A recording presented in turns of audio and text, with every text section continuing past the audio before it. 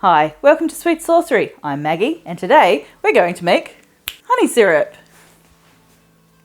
Honey syrup is a simple recipe. It's a simple 1-to-1 ratio of honey to hot water.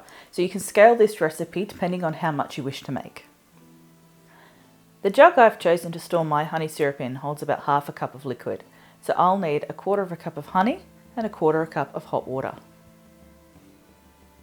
We start by pouring the honey into the measuring jug.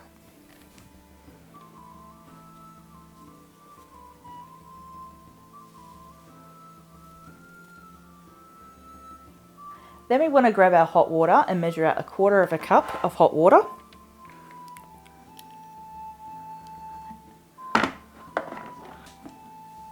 And pour that straight in.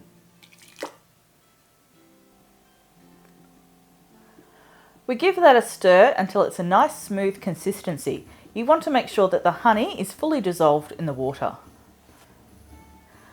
Honey syrup is mainly used for cold drinks like cocktails and smoothies. You can also use it to sweeten your iced tea and homemade soft drinks.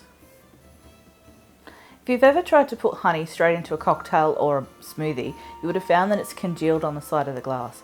It may look pretty, but you won't get much of that honey flavour mixed in.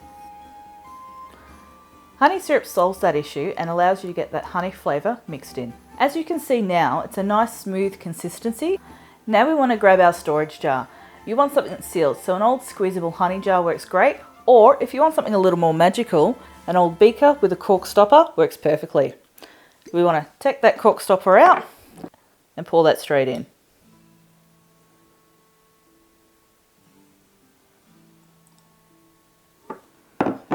Seal it up. You can store this in the fridge for up to 3 to 4 months and use it in whatever you like. Don't forget to hit that like and subscribe button, and I'll see you next time.